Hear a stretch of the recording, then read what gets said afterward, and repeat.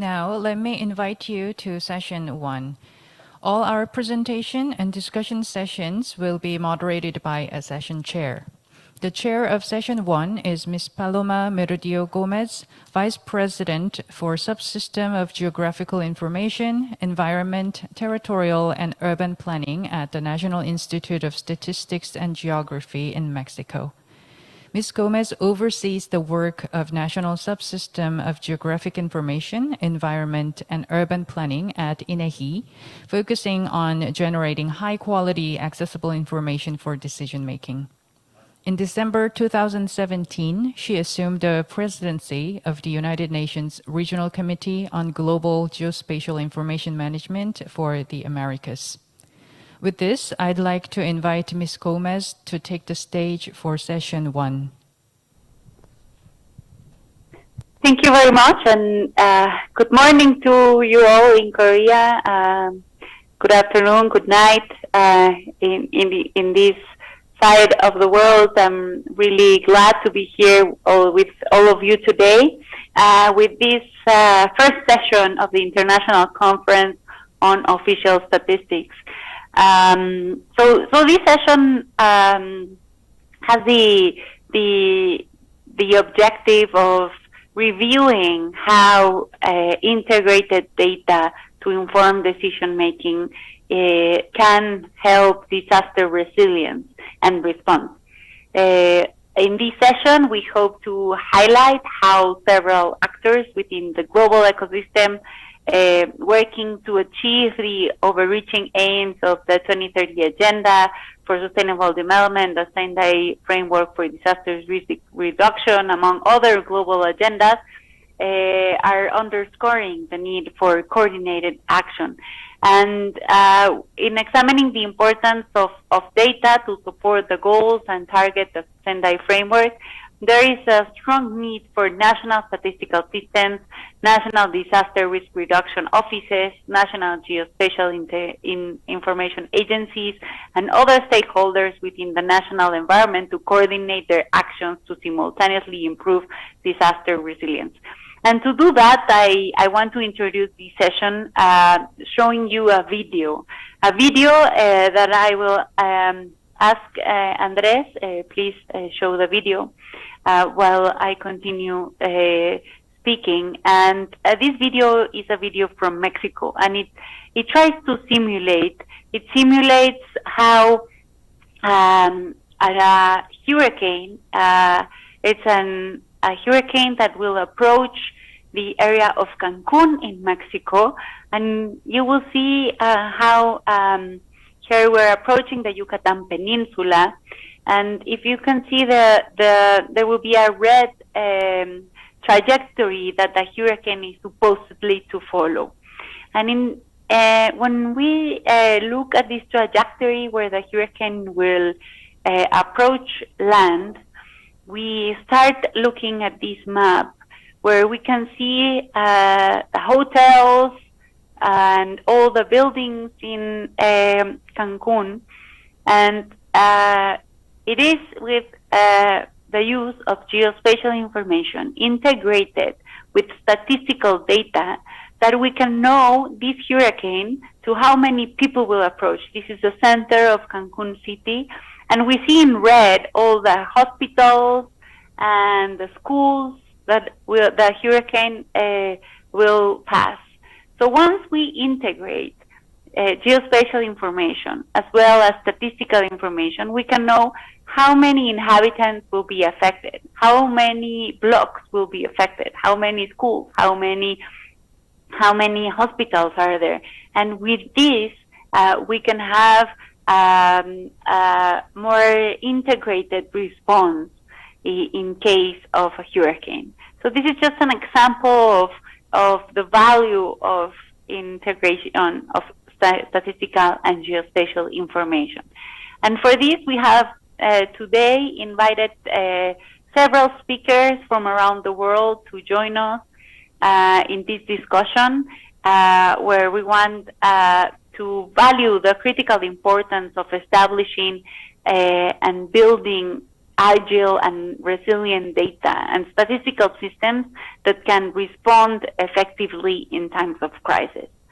So I would like to invite our first speaker, which is Ms. Galimira Markova from UNDRR.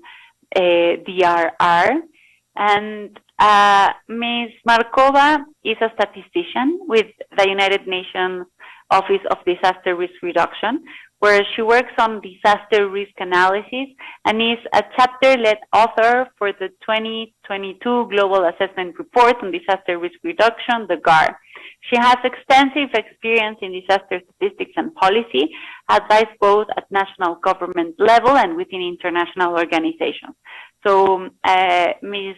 Galimira has sent us a video that I will ask the Secretariat to show now. Thank you.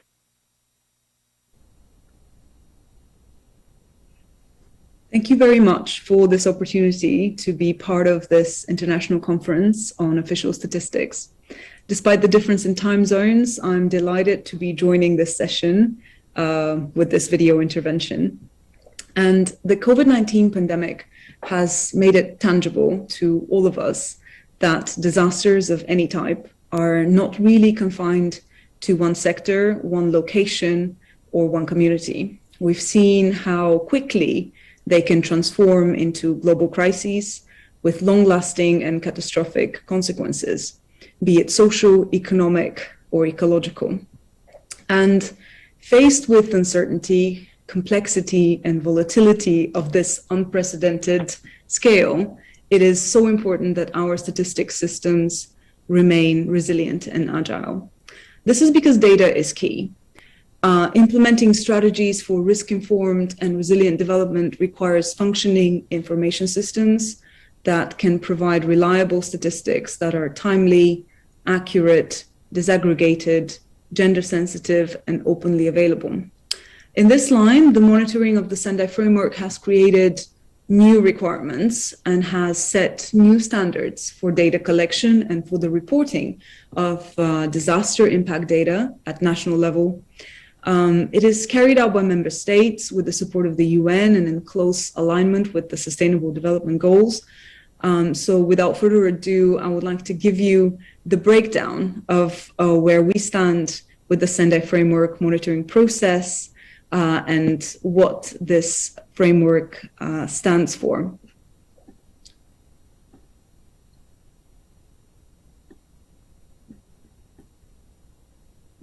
So the Sendai framework was the first major agreement of the post-2015 development agenda, and it provides member states with concrete actions to protect their development gains from the risk and impacts of disasters. It sets out the overall vision to substantially reduce disaster risk and disaster loss across the globe, and it works hand in hand with the other 2030 agreements, notably the Paris Agreement on Climate Change and Agenda 2030. The Sendai framework has a clear structure spread across its priorities of action, its guiding principles, and its global targets. The overarching goal is to reduce existing risk and to prevent new disaster risk. This is through the implementation of integrated and inclusive measures across all domains of society: economic, legal, social, cultural, environmental, technological, political, institutional, etc. And these measures aim, as a key priority, to enhance the understanding of risk, reduce hazard exposure, and reduce vulnerability to disasters, to strengthen disaster risk governance and better disaster management, and also to increase the preparedness for response and recovery, and therefore strengthen resilience. The key element to its structure are its 7 global targets, which are to be achieved by 2030. The first 4 are centered around substantial reductions, reducing global disaster mortality, that's target A, target B on reducing the number of affected people globally, target C on reducing the direct economic loss in relation to GDP, target D on reducing damage to critical infrastructure and disruption of basic services. The remaining 3 targets are focused, on the other hand, on substantial increases. So target E sees the increase in the number of countries with national and local disaster risk reduction strategies. Target F foresees the increase in international cooperation and finance for disaster risk reduction delivered to developing countries. And the final target G sees the increase in the availability and access to early warning systems for disaster prevention. And in line with the coherence between the Sendai framework and the SDGs, there are important synergies in the reporting under the 2 agendas. Basically, all but 2 Sendai targets are equivalent with SDGs under goals 1, 11, and 13. And UNDRR is the custodian agency for these SDGs and for these SDG indicators, and does the transfer of data on an annual basis. In order to measure global progress in achieving the Sendai targets, a set of 38 indicators have been stipulated through an intergovernmental process, namely as the result of the work of the open-ended Intergovernmental Expert Working Group on Indicators and Terminology, otherwise termed OIEWG. And these indicators, they do have quite substantial data needs. To measure mortality and people affected, we need to look at the number of deaths, numbers of missing persons, people with destroyed and people with damaged dwellings, people with disrupted livelihoods. In order to move to measure economic loss from disasters, we look at sub-indicators that measure loss, for example, in agriculture, and within that, sub-indicators that look at crops, livestock, fisheries, and forestry. We also have sub-indicators that look at loss in the housing sector, in cultural heritage sites, and so on. In target D, for example, in order to surveil loss in critical infrastructure, we look at the number of damaged or destroyed health and education facilities, the number of disruptions of basic services, etc. On the other hand, the Sendai framework also monitors the growing number of disaster risk reduction strategies at national and subnational level, the level of financing provided for DRR activities in developing countries, and the availability and coverage of early warning systems. So this gives you an idea of just how much data it really takes to paint a full landscape on disaster risk reduction. And this level of data from various, that needs to come from various domains and sectors, requires more and more of a collaboration across multiple bodies and agencies at country level. Different line ministries should be talking to the National Statistics Office and the National DRR Agency in order to obtain the full spectrum of disaster information required for Sendai, but also required for the DRR planning and policy processes at national level, so meeting national level needs. And therefore, in order to produce more complete, reliable, and timely data on disaster impact, we have the challenge to create synergies across increasingly complex data systems. However, these synergies can really boost both national processes and global level reporting. Strong accountability is one of the cornerstones of the Sendai framework, and it is ensured by means of the Sendai framework online monitor. This is UNDRR's web-based monitoring system where countries log in to report their progress on the various targets and indicators. The platform has a simple interface, but it also has multiple functionalities, including setting up different user profiles. This therefore allows more national actors to participate hands-on in the reporting process. The tool also allows to set up specific metadata, to report historical data at any time, and so forth.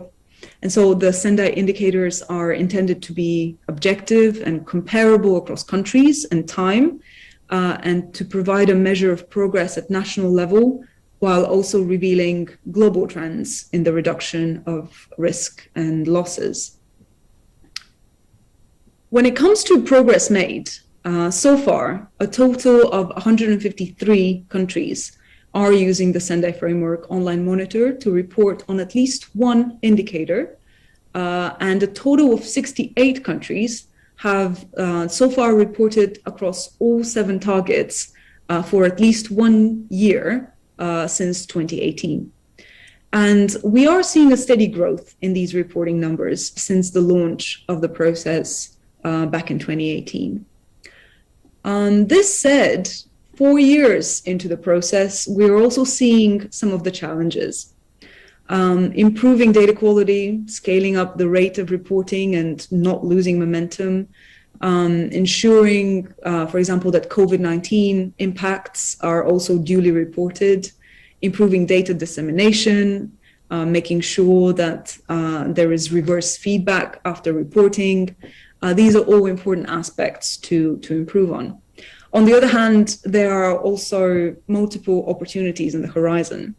We have a midterm review of the Sendai framework coming up, which together with a user experience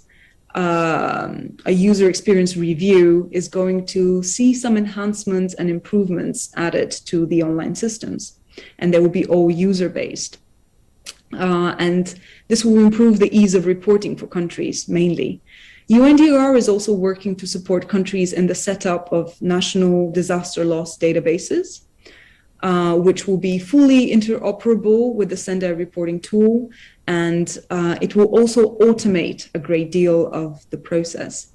Finally, there is the work of the Interagency and Expert Group on Disaster-Related Statistics that should be mentioned. It is co-chaired by UNDR and UNESCAP. And that work and that group will be key in establishing and advancing common normative frameworks, and therefore improve the overall quality of disaster statistics globally. So ultimately, better disaster data means understanding risk better and understanding disaster and climate change impact better, which leads to better informed policy, action, investment for sustainability, preparedness, and resilience. So on this note, I thank you very much for the attention. I thank Ms. Markiva for her presentation, and I now give the floor to Ms. Rike Munk-Hansen. Rike Munk-Hansen manages ESCAP's work on economic and environment statistics and is currently in charge of the statistics division of ESCAP. Rike has worked to advance sustainable development in Asia and the Pacific during the past 2 decades, focusing on urgent energy, evaluation, and statistics. Rike has facilitated numerous decisions on transformative changes to national statistical systems as secretary to the ESCAP Committee on Statistics. She is co-chair of the Interagency Expert Group on Disaster-Related Statistics, co-organizer of TIAP management seminars, and as a reviewer of national statistical systems. Rike holds an MS in Mathematics and Computer Science from Aalborg University, Denmark, and Technical University of Eindhoven, the Netherlands. Rike, welcome, and the floor is yours. Thank you so much, Paloma, and it is my pleasure to present at this important international conference. So good evening, good morning from Bangkok to everyone. And Ms. Paloma has nicely introduced me, and what I will say that the presentation I'm giving today is primarily wearing my hat as the co-chair of the Interagency and Expert Group on Disaster-Related Statistics, which was just introduced by the previous speaker.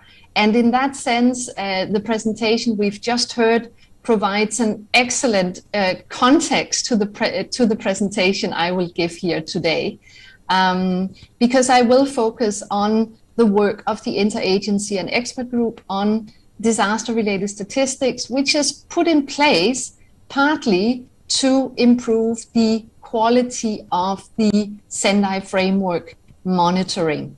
I will also mention that the work in this space has really received a tremendous momentum because of the developments globally over the past year and a half. We have seen a pandemic. We have seen very serious reports coming out from the IPCC. It has made us all look carefully at the work we do. Are we fully incorporating health hazards, for example? And are we putting enough emphasis on the interlinkages between climate change and disasters? So the context here, we have actually just heard an excellent overview of the context from the previous speaker.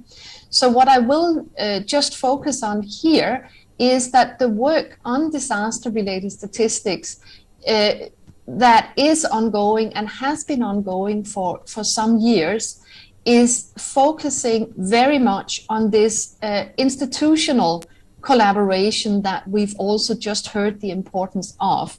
The emphasis has been to facilitate disaster management agencies and national statistical offices to join hands, both in the actual data operations, but also in the normative work, which is what I will focus on today, since we do have a session with a focus on frameworks and normative work. I will mention also, just stressing one point, and that is that the work, yes, it will definitely, it is definitely having the aim of improving international reporting, but the priorities and focus of the work is always prioritizing the national efforts to inform disaster risk reduction policies and risk-informed development planning in general. So what led to the establishment of this global interagency and expert group? We had, over a period of time, seen an increased demand for evidence that could really support risk-informed development. It was very much highlighted in the Sendai framework and beyond, but the discussions actually happened even before the Sendai framework was in place. We see a landscape of ad hoc, fragmented, non-comparable statistics, not only between countries, but also over time. And that is, of course, the fundamental building blocks to being able to produce some analysis and some data that can also increase our preparedness for disasters, as we just saw in the excellent video our moderator of this session started out with sharing. So the demand really increased and underlined the need for statistical guidance. There was across the world, in different regions of the world, a number of responses to that. We've seen development of a statistical framework in one region, which was my own region, Asia and the Pacific. We've seen the European region working to develop recommendations on the role national statistical offices can play in this work. We've seen work on disaster-related statistical indicators, and that is work that was spearheaded in Latin America. We've seen capacity development efforts across the board, including also in Western Asia, where there's been a focus from the outset on geospatial data and information.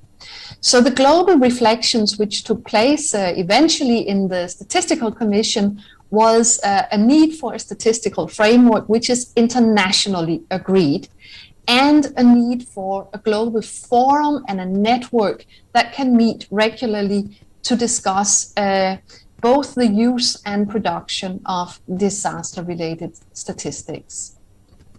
So a brief overview here of the timeline. We have the first discussion in the Statistical Commission taking place in 2018. That discussion progressed the following year, where the organizations that took the initiative for this were asked to establish a global group and a network. And finally, in October last year, we were ready to call for nominations for this interagency and expert group, so formally establishing it. And we did receive an overwhelming response. We have representatives of 89 countries in this interagency and expert group, 30 international organizations, and as mentioned, the leadership of this group currently is shared between UNDRR and ESCAP, and this is a partnership that has already actually been ongoing for 5-6 years. We've had the first two important events in the context of this expert group, and the first one, well, that was the first meeting of the expert group in May, and the following month we had the first global expert forum for producers and users of disaster-related statistics. So this interagency and expert group, well, what is it established to do? And how are we going to do this? Well, the main ask from the group is to advance a common statistical framework on disaster-related statistics, which we interpret as developing an internationally agreed either standard or set of recommendations for disaster-related statistics. The key functions of the group were set to be consider what's already available in different parts of the world at country level, in regional levels, and see what do we need to do to develop this into a globally recognized framework, and organize a regular expert forum on disaster-related statistics. We are working electronically, and we are working also with inputs from, well, all regional groups, but also a number of the global groups, not least the groups working under the GGIM, because it is recognized from the beginning, of course, that geospatial information is absolutely crucial to this kind of multi-domain statistics. So if we look at the very first meeting of this interagency and expert group, well, why did we meet? What did we decide? And what are we going to do next? Very briefly, we were looking at all these past efforts because we've been asked to use that as the foundation for our work. We discussed what could be the scope of an international framework for disaster-related statistics, and we agreed on a work plan. So the decisions stressed one of the things that I did mention in the beginning, and that is that, well, we are developing this framework primarily to have evidence for national disaster risk reduction policies and plans, but we are certainly making sure everything is aligned with the Sendai framework so that the framework can contribute to improved quality of the reporting on the Sendai framework. We also agreed that the scope is basically to look at existing guidance and then discuss what are the gaps here and develop a research agenda to fill the gaps. So work plan, develop a research agenda, form technical teams to develop issue papers on the research topics, and then get the package in through a global consultation. And our aim is to get a set of recommendations to the Statistical Commission in 2023. It may not be a full list of recommendations, but the foundational elements of a disaster-related statistics framework is our ambition level. Finally, just a few notes on the first expert forum, which was extremely well attended from all over the world, and we had some fascinating discussions here. We had 4 sessions. We discussed the role of official statistics in this type of statistics and information. We discussed health and climate change as the topical issues.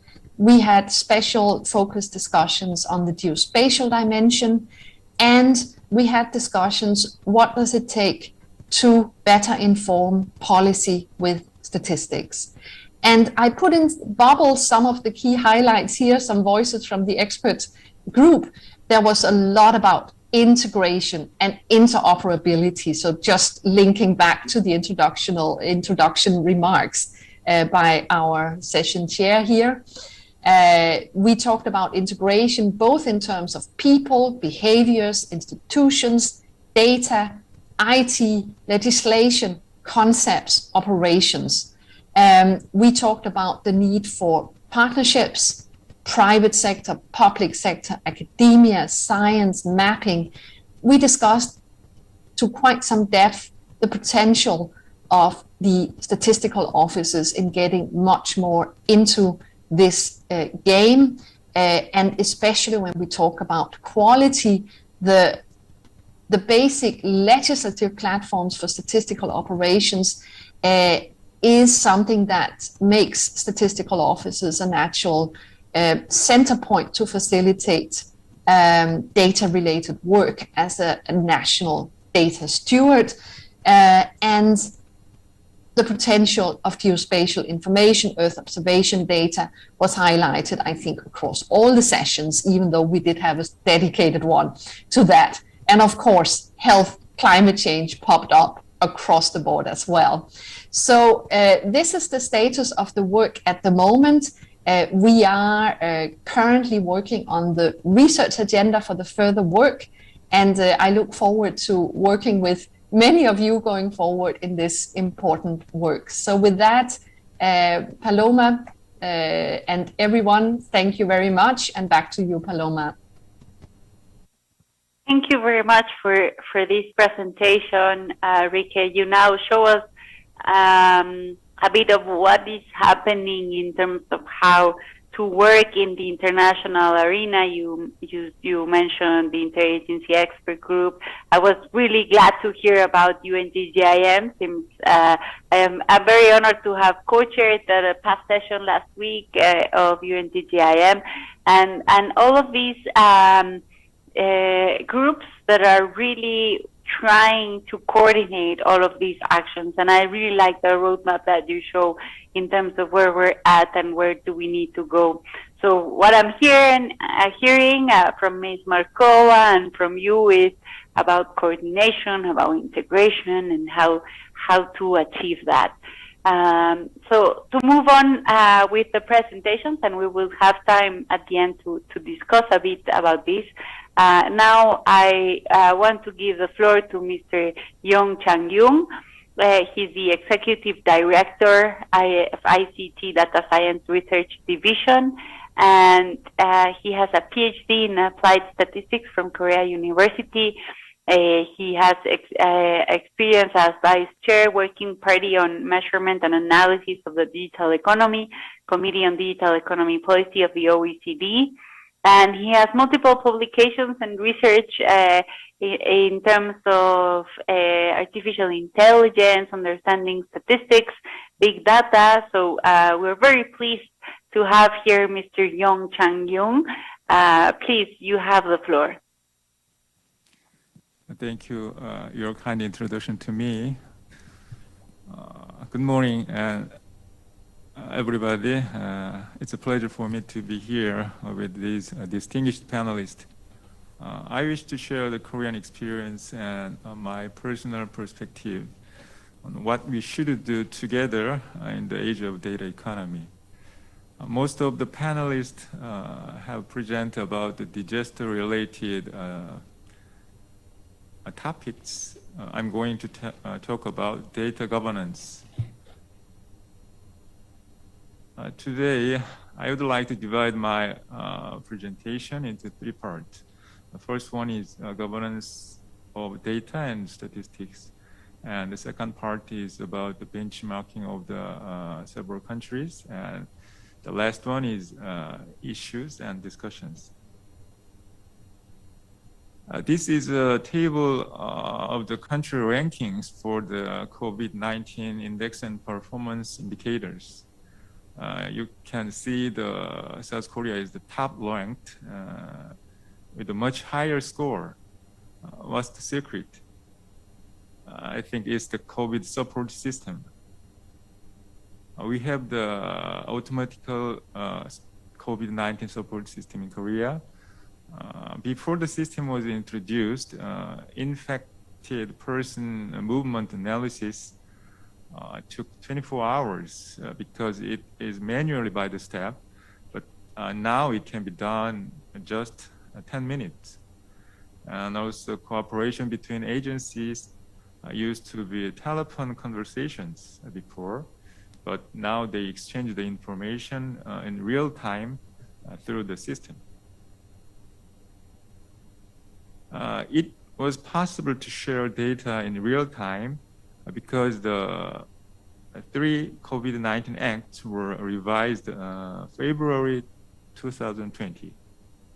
This is a good example of how important data governance is in critical situations such as infectious diseases.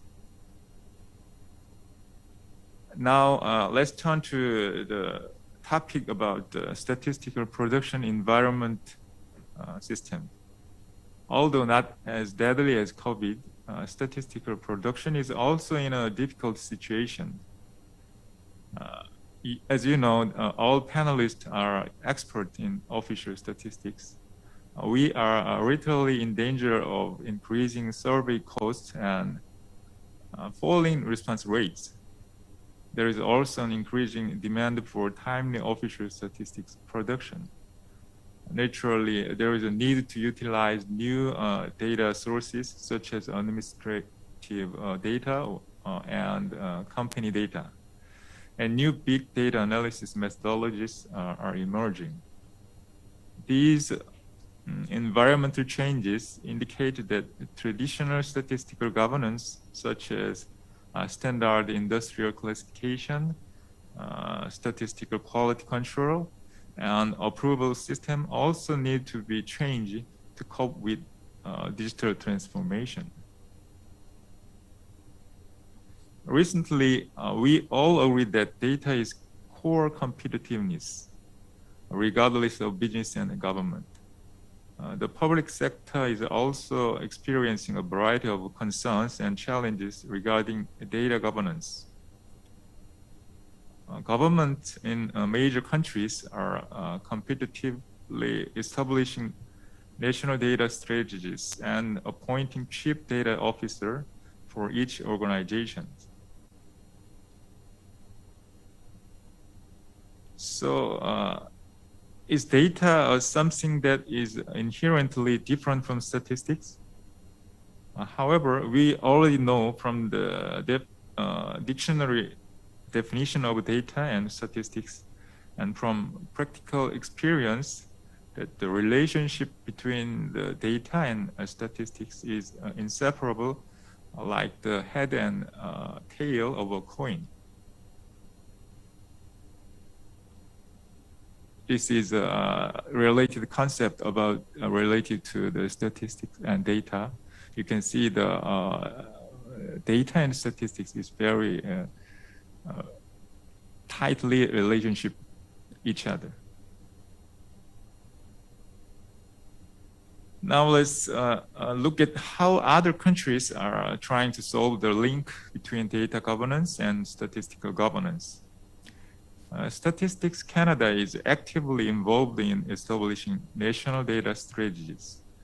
the chief statistician has created a national data strategies roadmap with CIO and cabinet. Statistics Canada also declared 5 strategic data capabilities under the vision of providing insight through data for a better Canada. You can see that governance and stewardship are at the top of the 5 strategic data capabilities of Statistics Canada. The United States has declared that federal statistics are an important means of making policy decisions under the Evidence-Based Policy-Making Act in 2018. The act designated the chief statistician of the U.S. is the chair of the Committee on Data for Evidence Building. It is designed to have a close link between data governance and statistics governance through government processes. To the best of my knowledge, Australia is the first country to set up a dedicated data organization within the government. The Office of the National Data Commissioner, established in 2018, is within the Department of the Prime Minister and responsible for promoting greater use of public sector data. The National Data Advisory Council was established in 2019 to support National Data Commissioner.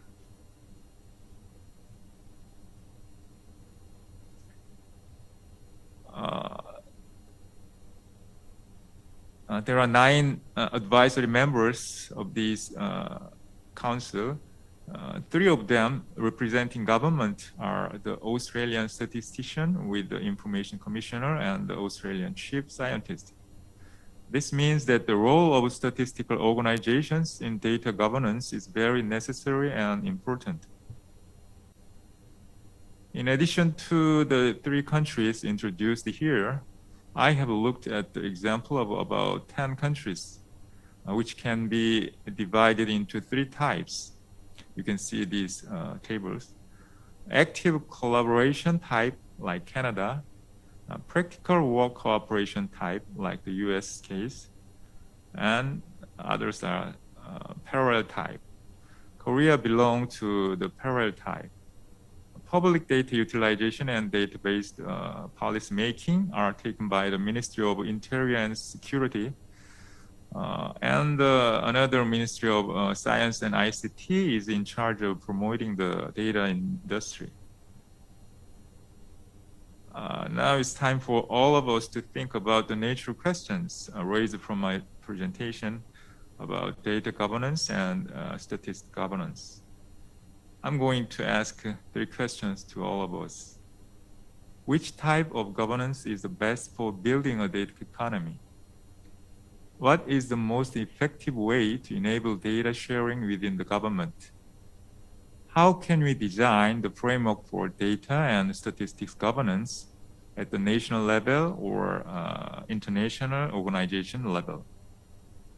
So I just wrap up here and hopefully we can have a further discussion.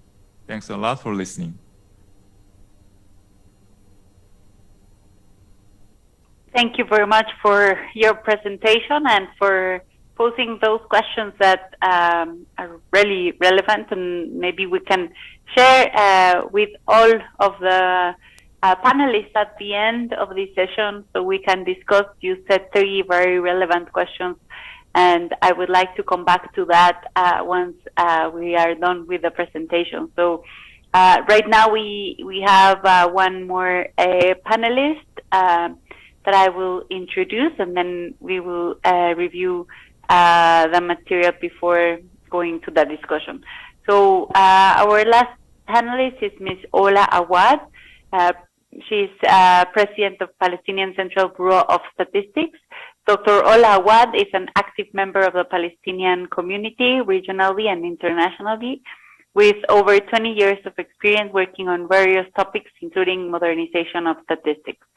I would like now share her recording, and then we will have time for discussion. So please start the recording.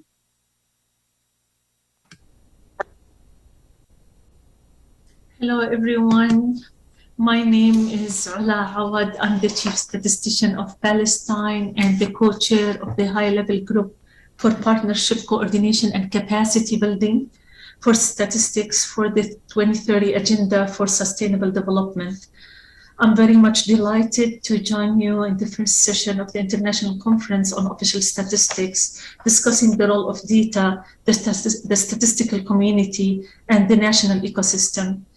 My presentation will focus more on the role of official statistics in crisis measuring and monitoring.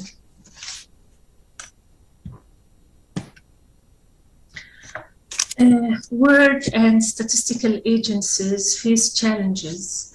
COVID-19 pandemic, in addition to natural disasters and the resulting losses in lives and properties, and their close connection to climate change, which led to an increase in the size of these disasters and an increase in the volume of losses, lives, and job losses. Therefore, disaster risk reduction is important for every country because of its impact on sustainable development. As the role of statistical agencies in providing data on these pandemics that are sweeping our world at the right time in order to be able to plan appropriately.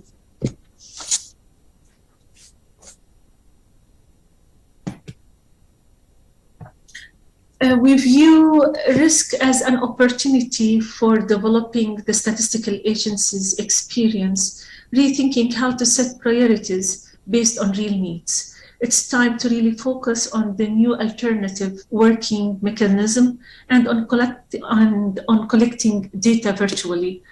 The risk faced by countries in addition to the pandemic, such as Palestine, there are so many risks as the political instability and the security situation,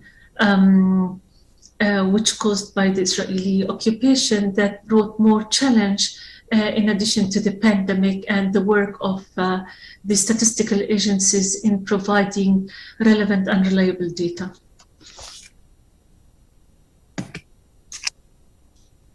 I'm sorry, I was unable to do this flow of screen for my presentation. In our structure, dealing with the COVID-19 pandemic, the Palestinian government decided to form a national disaster risk management committee headed by the Prime Minister. The committee was tasked to forming a technical team representing ministries, government agencies, and the private and the academic sectors. And we, as a statistical agency in Palestine, we were a member in this committee, and this was actually of an added value in how we can network and communicate better with policymakers and all partners involved in order to really respond quickly to the impact of the COVID-19 pandemic in Palestine. So I may start how we as a National Statistical Institute respond to the COVID-19 pandemic. I can summarize that we work in different levels. On the operational level, we formulated in PCBS an emergency team. We worked remotely. We worked so hard among PCBS staff in communicating between each other and in networking and communicating with our partners. On the level of the networking and communication level, we focused a lot on being on taking the initiative, let's say, to make data more accessible to decision makers. So we didn't wait for any of our partners or any of our government members to knock our door in our statistical agency and to request any data. We took the initiative and get in touch very closely with them in different ways and means to be able really to respond to their needs very quickly, in addition to also make our data very much accessible to all of our partners. In addition to this, we partnered with the stakeholders in discussing the rapid assessments of the effects on the COVID-19 pandemic. We actively joined the discussion with our international partners, in addition to the government, to the civil organizations, and the UN organizations inside Palestine. We shared experiences with other statistical offices, and it was really very much helpful. And we worked with the UN agencies to get really the best of their experience on how we can measure the impact of COVID-19 pandemic on the social and economic aspects. We also worked very hard and on a daily basis on issuing press releases on statistics related to the pandemic effects, whether on education, on business, economy, health, labor, gender issues, and children, and all aspects, in order to facilitate bringing data on board to everyone.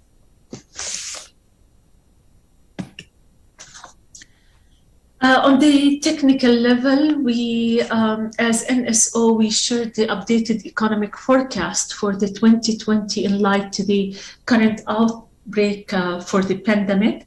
The forecast was based on 3 scenarios, assuming the lockdown will continue for 1 month as a first scenario, or for 3 months as a scenario 2, and or for 6 months as a third scenario. It is worth mentioning that this forecast was sent to the Prime Minister and the Minister of Finance and Planning, upon which the emergency budget was actually prepared. The plan was shared with all partners for guidance, and this was really of an added value in the preparation of the government for our emergency budget for the country.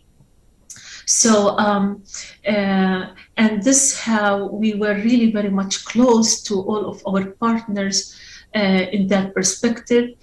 We worked very much on investing in the modern techniques of data collection and dissemination.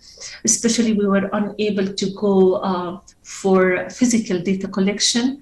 I may say, during the lockdown, we succeeded in conducting 2 rounds of assessment of COVID-19 effects on households and businesses. We worked with the Ministry of National Economy on measuring the economic losses, and we were really one of our main partner in setting up the plan A and B for the economy of Palestine. We continued data collection of prices via phone. We reconsidered the prioritization, and we postponed many activities based on the priority and put the impact of COVID-19 pandemic on our top of priority in our plan and in our program.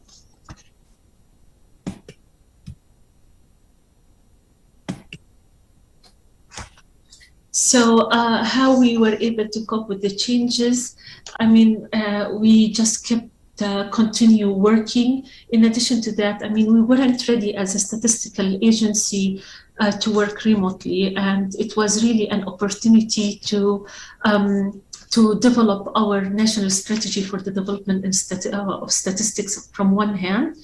I mean, one of the challenges was our I may say, IT infrastructure wasn't really very much developed to work remotely. So we focused more on the development of our IT infrastructure.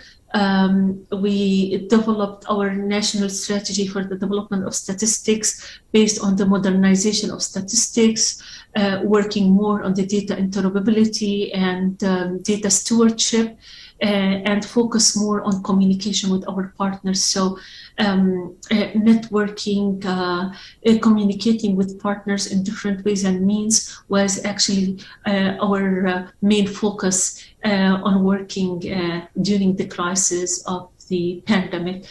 In addition to this, I mean, it was really an opportunity having the pandemic hit us and obliged us to think out of the box. I mean, to think more in innovative approaches, how we can really work in more innovative way. And this actually, I may say, I know how much tough was the pandemic on us, on the personal, on the institutional level, on the country level, but also the pandemic obliged us as a statistical agency to think really out of the box and to think more in innovative way on innovative methods, innovative data collection, innovative modernizing the work of statistics inside PCBS and even on the management on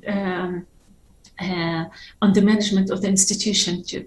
So I may say there is a continuation effort in developing our work, and we are in the finalization process on developing our national strategy for the development of statistics, where the pandemic was of a great lesson learned on how we can really develop the national strategy for the development of statistics, on focusing on data stewardship, on including the data modernization, the data interoperability, and the modernization of statistics in PCBS and the management too.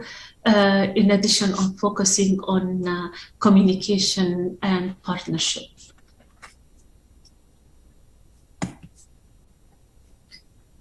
Yeah, so as I said, there was a real investment in partnership and networking to exchange the experiences and know-how, and also to make sure that there is a real complementary work between our sisters statistical organizations, where it was of really an added value, taking the experiences of different statistical agencies such as Stat, Hungary, Bulgaria, and so many others, in addition to the experience and the added value that we work together with lots of UN agencies, and I may say measuring the impact of COVID-19 pandemic on the social and economic aspect was also was done with the cooperation and the experience of the World Bank, where they actually I may say implemented the two modules where we were able to take such experience and implement it in Palestine. And this was a really great experience, in addition to the work, for example, with the UNICEF, especially on mix on our round 6, and it was really very much helpful getting the data during the pandemic, or I may say getting the results of the mix during the pandemic, which was really of an added value to the policymakers and to the health sector on reflecting on the intervention programs during that very sensitive period of time. And I may say it was such a real crisis.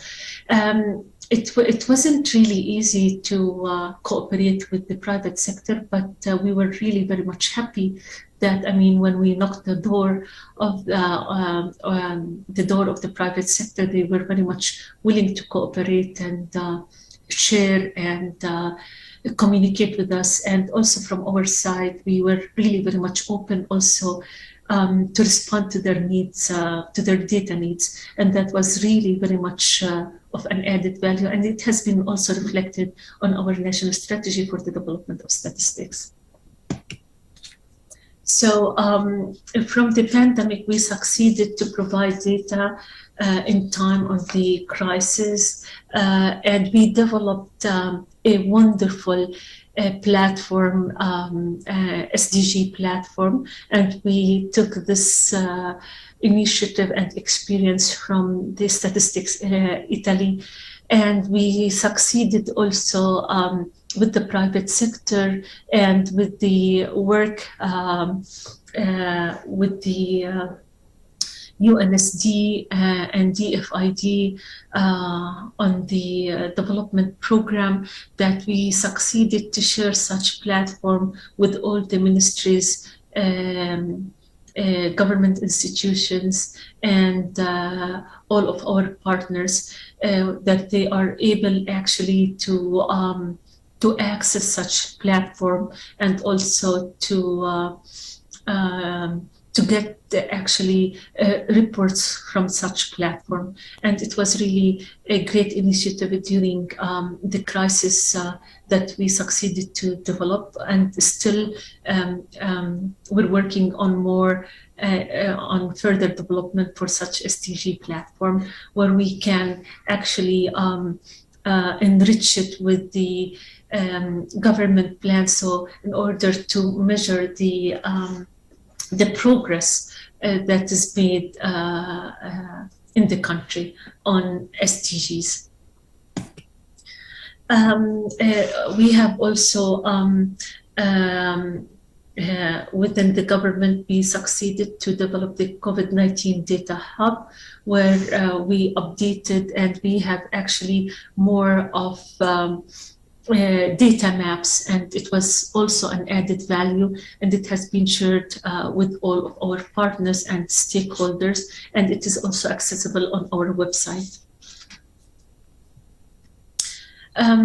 This is mainly just two main examples that we worked on during the pandemic, and we really very much happy that we succeeded to take the initiative as a statistical agency and to play a major role in responding to the COVID-19 pandemic within the data that we provide, and respond to all of our stakeholders to their data needs. Thank you so much for everything, and I was so much happy to share a few tips on what has been done, and looking forward also to learn from others on what has been done, to see how can really the role of official statistics can really play a major role in responding to the crisis, especially what the world has already actually facing, and still we are facing worldwide, the COVID-19 pandemic. Thank you very much, and looking forward to listen to everyone, and apologize. I really apologize for recording my session, but it was really very much challenging waking up at 3 o'clock in the morning to join you. Thanks once again. Bye-bye. Thank you very much, Ms. Olawad, President of the Palestinian Central Bureau of the Statistics. This presentation was very enlightening in terms of hearing this call to modernization, to going out of the box and thinking different, and how the situation that most of the statistical offices had to put up with when the pandemic started, and we were not able to go into the field to do our traditional surveys and our traditional census. It was around 2020 for population censuses, and this call from Ms. Olawad to modernize, to think out of the box, I think it's critical in order to achieve integration of data and readiness for disaster risk reduction. So now we will have a discussion, and now I would like to invite our speakers to participate in this brief discussion, where I want to first react a bit to the first presentation that we have on the Sendai framework and the role of statistics risk management by Mrs. Galimira Markova from UNDRR. She was posing the need of coordination for having a statistical system that has really integrated the data to I remember, one of the slides of her presentation that had all of these boxes of a minister that had to be aligned and coordinated to get all the data into one place. So maybe in this sense, something that would be very, very important is to think about how to coordinate this, no? And here I can share a bit of the Mexican experience with what we call our national system of statistics and geography, where we have a law that regulates how we need to coordinate with other entities, and how we have these mechanisms to coordinate in different statistical topics with all the ministries and with all the units of states that are producing information. Because we as statistical officers, we need to recognize that we're not the only ones that produce information, but there's also ministries and other government agencies, and also the private sector, the academia, and how do we connect to those dots in order to create this data ecosystem that is integrated. And this comes first also very close with one of the questions that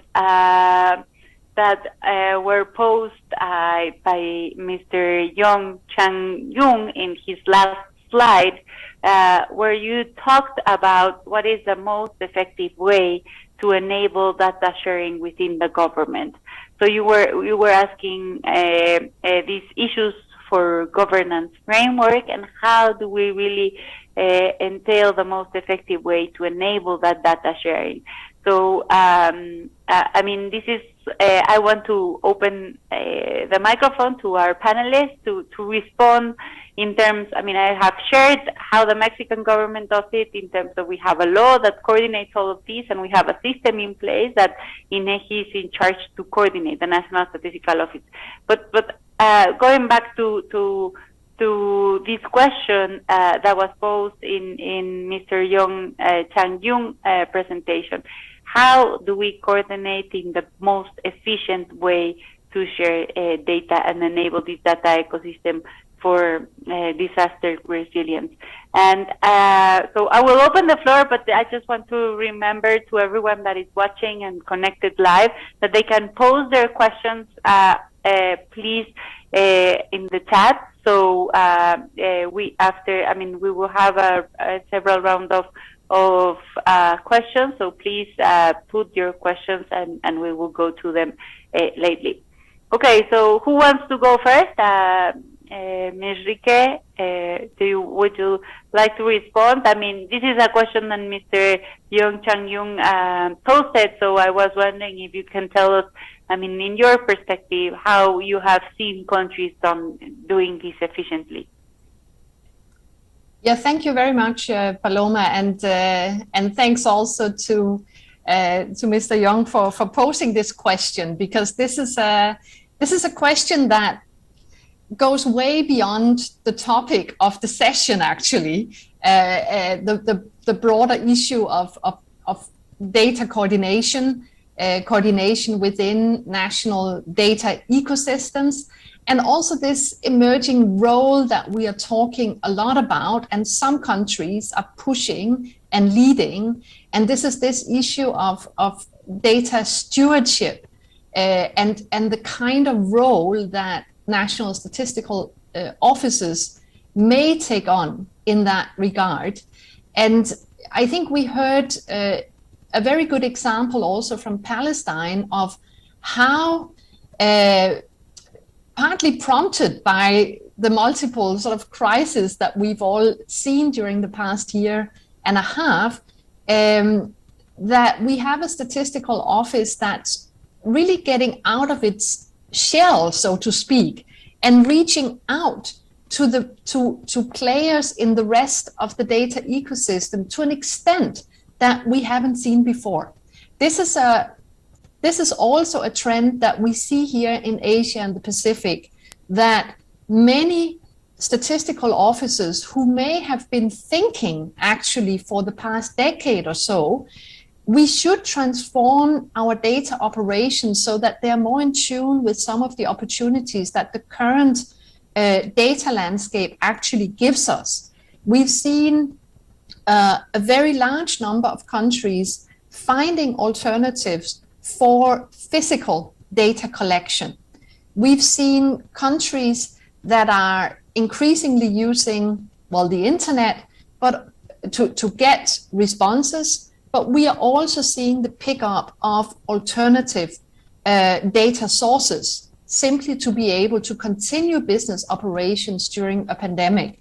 So this is it's like a multifaceted issue.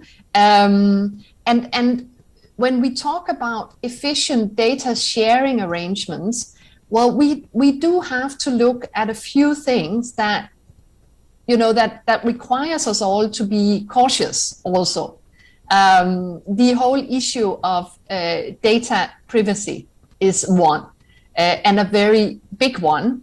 And we see a number of countries either already having a national data policy. They are called many different things, but these are emerging pieces of legislation that are put into place in more and more countries. And for this kind of legislation, it is extremely important that the national statistical offices engage in the development of these policies, because they will always have some kind of overlap with existing statistical legislation. And if statistical offices are not, you know, up there and knowing what's going on in the rest of the government, they may actually miss the boat in terms of getting a central role in a data ecosystem of the country. We are seeing examples where exactly this kind of piece of legislation is what prompts the statistical office to actually get into the game, so to speak. And we also have to think about some of the things that statistical officers may not have done because they haven't been forced to do so earlier. And what I'm thinking of here is that in many countries, the statistical law includes a provision that before a new survey is initiated, it is a requirement to investigate whether there's any other way of getting the information. Either some other government ministry already holds the data, or it may be possible to source it by combining other existing surveys. Well, this is a piece of legislation which has been implemented to different extents. So what I'm trying to say is that this whole transformation business is maybe something statistical officers could have initiated earlier. And from that perspective, a situation with the global pandemic certainly also has its positives, because it pushes a transformation and accelerates it, so that we are pushing the boundaries of what we may think is not possible, but maybe it is. And we are actually seeing loads of examples across Asia Pacific, but certainly also the rest of the world. And we've just heard a few of them. So I'll stop here right now, but may come back. It's a very big topic you're putting on the table. It is. Yes, yes, Rika. It is a big topic, and I think there's several sides to this coin because some of the questions that are coming from our audience really touch on a lot of what you're saying. So I think that we will have time to go deeper in some of these topics. But first, I want to give the floor to Mr. Jung so he can complement what you just said about how to build this efficient ecosystem and governance for data sharing. So please go ahead.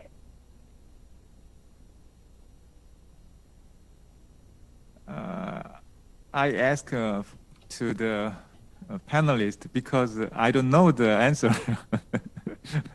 But I agree with the panelists about the most important thing is the privacy. The privacy is the enemy and friend for the sharing the data, because without privacy, we cannot persuade every people to sharing the principle of sharing. But it's very difficult to cope with the privacy and sharing the data because in Korea, to cover the pandemic, we make a strong revision of the disease law. I know the several countries and European countries try to similar revision of the law, but they failed because I think the country have the different culture or different history and different way of thinking. There is I know the standard is not exist in sharing the data. The second one is the we're thinking about the in terms of the data because we have no money to survey so many different surveys, and the people do not want to the response the survey, even though the government survey. That is the reason we need to find out the data that exist already. Maybe the government have the data or company have the data, but the data is not that exact to the need for the government. But we can endure the differences that between our needs to cope with the data situation. And last one is the cooperation with the country or in the nationwide cooperation with the government and the civil groups and the companies, because the data is all around everywhere. 50 years ago or 10,000 years ago, maybe the government has a big power, have the data, but now change the data power, maybe from the government to the private company. You know, the Google and Facebook have so much big data. They may have our activity or our thinking, and everyone. I think we can use the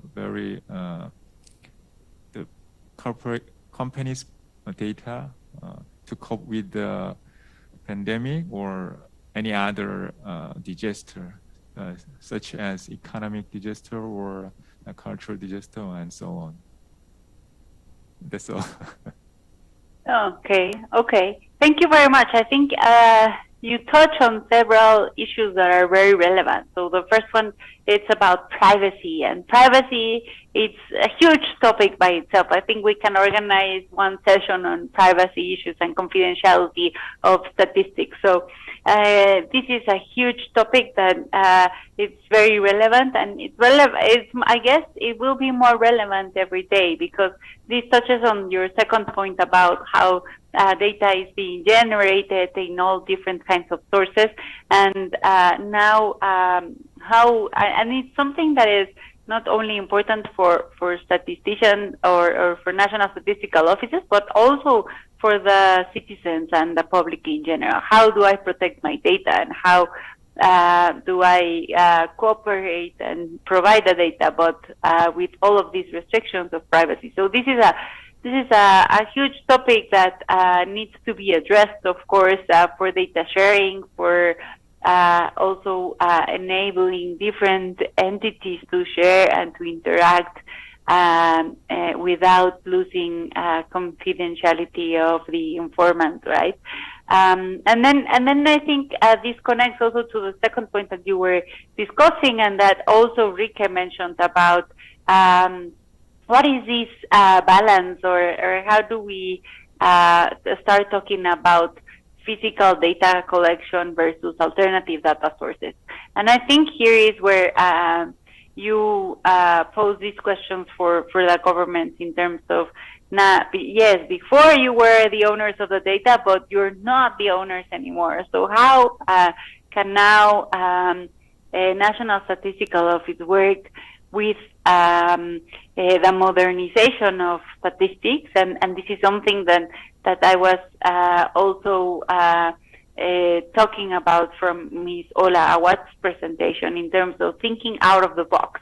And using these alternative data sources is not always easy for statisticians, because they're not provided from a random sample that was cautiously designed. This data comes from other kind of sources of data that we don't know if they are biased, and how do we make this something that we can really pose to the public? Because what we have as national statistical offices is our credibility. So we really need to put out there information that is real, that has no bias, that people can trust. And how do we give this kind of stamp, right, of quality to the information that is coming from other sources of data, that sometimes, of course, can be updated more regularly, that can be obtained easily with, as you were saying, Mr. Young, with no cost or lower cost than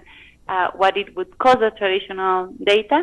But how can official statistics give that stamp to these alternative sources of data? And there's a lot of work that is being done around the world in these groups of modernization of statistics about this. And maybe from here we can touch on some of the questions that we've received from the audience. This one comes from Won-Seong Lee, and the question is, there must be a gap between developing countries and developed countries when it comes to utilizing data during the pandemic. What would be the role of international community to close that gap? So, Rike, I don't know if you want to take the chance with this one. Yeah, well, thanks, and thanks for the excellent question. And well, it's probably a good point in time to mention that during this week we are actually also having an expert group operating here in Asia and the Pacific, and the topic is big data. We are discussing big data governance, and we are discussing big data partnership models. And the reason ESCAP is organizing this is that has actually been specifically stressed as one element where the countries in Asia and the Pacific felt that ESCAP as a regional organization really could make a difference. Because we see experimentation with big data in many statistical institutions. But what we are hearing from the chief statisticians is that not looking at all the technical issues and the fact that sometimes they don't have the right expertise within their organizations, but the main barrier that looms is to move from an experimental stage to let's say a regular production stage where big data is integrated as one data source in the regular statistical production. And those barriers, they relate to governance and they relate to partnership models. And of course, when we talk about governance, we've already touched upon a few of the things, yeah? When we talk about partnership models, well, are statistical offices in a position to actually negotiate agreements with private sector data holders? And for many of them, the response is no. And just to, so that is one example of what the international community can do. Well, it's a matter of facilitating the sharing of experiences between countries that have already found solutions that work in their context and countries that are really struggling with, let's say, moving that one step up the ladder in terms of the integration of big data in their statistical operations. Another thing which we discussed just yesterday in the first session on this topic was the trying to categorize and document a few different types of partnership models so that we can talk about partnership models, let's say with a private sector data holder that are purely commercial. We can talk about partnership models that's a bit tit for tat. You give us your data, in return, we include certain products and services in our statistical offers. And the third, which is a model that has been very much dominant when we are talking about experimentation, is purely, let's say, pro bono or part of the corporate social responsibility of private sector. So documenting this kind of examples of, let's say, the institutional aspects surrounding the use of big data as an integral data source is definitely one thing the international community can help with. I should say that although it's an Asia Pacific expert group, we actually benefit from examples and resource people from across the globe. Whoever can stay awake during the Asia Pacific time zone are invited. So that is one thing to come. And I also think that one of the other things that where the international community can help is this broader transformation agenda that you also mentioned, Paloma, and that we've heard from several speakers in this session. Because, you know, we have to realize statistical offices, it's not the only player in the data field. And statistical offices, because of their history, in many countries still operate as if they were. And when we talk about surveys and all the troubles we have in giving these up, because it gives us, you know, a checklist on a number of different quality dimensions, I think we need to rethink this a little bit also. We have to realize surveys were designed in an era of data scarcity. If we didn't do the surveys, we had no information. Well, we are now in an era of data overload, and we need to develop expertise to filter this information in a way that we can use it and say something in a credible way in terms of statistics for societies. So I think we need to also say, well, in an era where many statistical offices were, and to some extent still are, survey operating offices, we need to say, well, with that kind of business model, there are certain quality dimensions that we are failing. And we are okay, apparently, with failing these for many years. And now we are crying because we have to give some of the, we have to maybe give some of the others up. And what I'm talking about here is, well, what always comes up, of course, is timeliness. Designing, operating, administering, processing surveys take time. We all know the frustrations of, you know, coming out with the results of the survey, and the response we get is like, we wish we knew this a year or 2 years ago. This is too late. So timeliness is a quality dimension we actually have a historic opportunity to do something about. The other thing are other criteria that relate to relevance, usefulness. And I'm not saying that just because something is produced through a survey, it's not relevant or useful, but the kind of operations and the machinery behind surveys means that there is a natural conservatism in terms of changing. So this business model, it does not produce agile institutions. And we need to do something about this because data demands and demands for statistics are changing much more rapidly than what we've seen before. Yes, so that was a few points, but back to the question. I'm realizing I'm taking a tangent here. For me, sharing these aspects of transformation that are happening in different countries to the benefit of all of us. This is where the international community really can come in and should come in. And I hope we are to a certain extent, but we can always do better, of course. Back to you, Paloma. Thank you so much, Rike. Thank you for this answer to the question, which I really like how you describe this era that we're living now of data overload. I mean, it's impressive, and maybe, I mean, as you were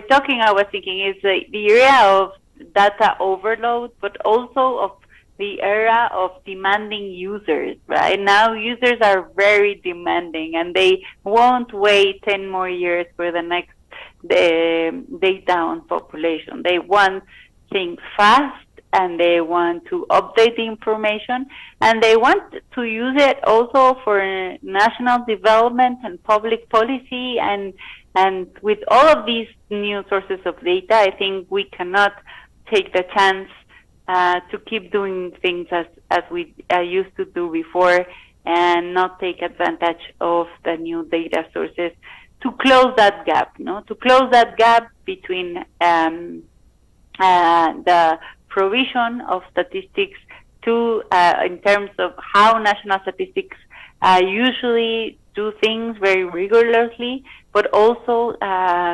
responding to the demands that are needed to the end, or to the end that is to provide a better future and to leave no one behind. So now I will pose to the next question that we have from the audience. This question is from Peter N. Festan, and he says to all of the speakers, he's asking, with the challenges of the pandemic, how do you assess the importance of statistics in addressing the problem? What are the challenges that you encountered in collecting data? So maybe, Mr. Young, you can you have touched a bit on some of those challenges. You shared a bit of the experience that you've had in the pandemic, so maybe you can answer this question. Please, you have the floor. I think your question is not suitable for me because I'm just a statistician, but my special area is about the ICT policy or nationwide the data governance policy. I'm so weak to the disaster-related statistics, but in terms of the point of view, the cooperation with in terms of nationwide or international, I think I'd like to give some point, several points. The first one is I think more and more important the international cooperation than the national level cooperation, because you already know we are in the age of the digital transformation, and our life and our economic circumstances is changed very fastly. Then I think we have to change our paradigm. And it is same in the area of statistics. We have the international classification, but it is based on our classic economy system. We don't calculate the economy revenue in terms of the digital aspect. It is very difficult to calculate in terms of the digital perspectives. Then we need to change the international classification system. And also, we have already the international level, the statistical quality system. But I'm also think about, we change the statistical quality. I'm a statistician, and you are very well known about the standard deviation or sampling technique and so on. But we can manage to fight these disaster or pandemic or the economic crisis with the traditional statistical thought or paradigm? I don't think so. Of course, we may not change all of these standards, but we need to small changes in this age. It means that we may give up the statistical standard for the timeless or readiness, because traditional survey is very take too much times. But our environment do not wait for the result of the survey. That is the problem of our Korea and also international, and that is the main subject of my area. That's all. Mm-hmm. Okay, thank you very much, Mr. Young. I know that I'm being not fair with you because our other panelists are sleeping because of the time difference, and they posted a lot of nice information in their presentations that we could share here. But I thank you for your experience and your availability to answer these questions in terms of how do you think the pandemic is changing, how statistics can help address. So I would with this close the session because we ran out of time. I'm really glad to have participated. I want to thank all of the speakers, and really I think I take two main takebacks that, you know, when we end this session, I think some of the themes that were in all presentations were about coordination, and also we talked a lot about how to look for modernization of statistics to be able to have integrated data for disaster risk resilience and statistics in crisis. So thank you very much for participating in this session, the role of data and statistics in understanding and mitigating risk. For me, it has been a very fruitful session. I hope that you all enjoyed it. And I want to give an applause to all of our panelists. Thank you very much for participating and sharing today. And I wish you success in the rest of the conference. Thank you very much. Have a nice day, a nice evening. Bye-bye. Bye-bye. Thanks, Paloma. Thank you, Rike. It was great seeing you. This concludes session 1. Let me thank all the speakers for their contribution, and special thanks go to Ms. Gomez, Ms. Hansen, and Mr. Chung for this lively discussion. Carrying forward, we're going to play this special video produced jointly by Korea Agency for Infrastructure Technology Advancement and the UNSD, demonstrating examples of using data to overcome COVID-19. After playing this video, we will adjourn the conference and resume it in about 4 hours, that is at 3:30 p.m. in Seoul, 8:30 a.m. in Geneva, and 2:30 a.m. in New York. We highly appreciate your attendance at this conference despite challenging schedules and hope to see many of you in the next session. Thank you.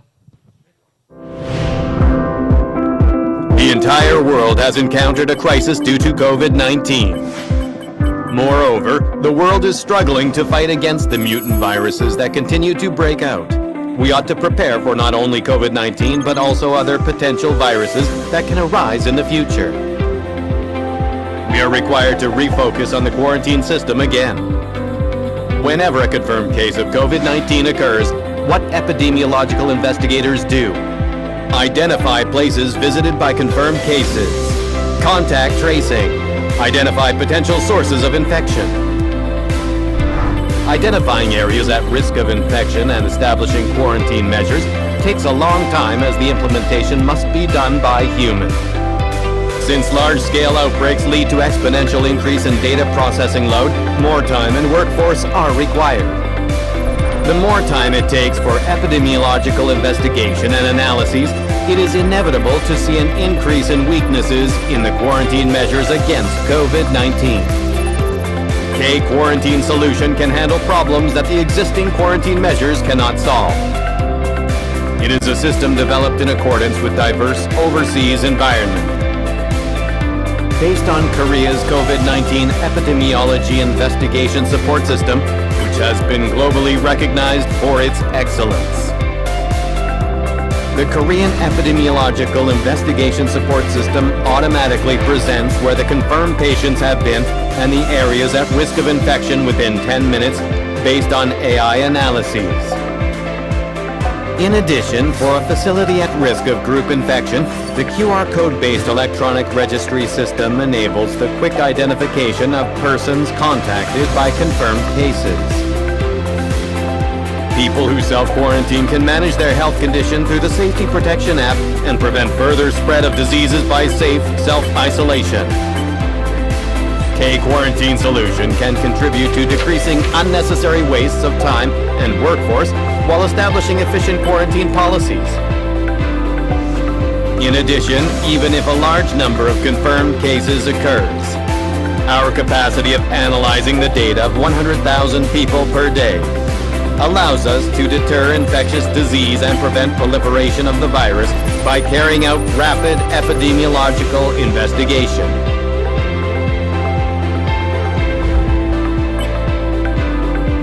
Our quick and efficient K-Quarantine Solution will support you in preventing and impeding the spread of COVID-19 and new infectious diseases. We hope that our K-Quarantine Solution will be able to quickly end COVID-19.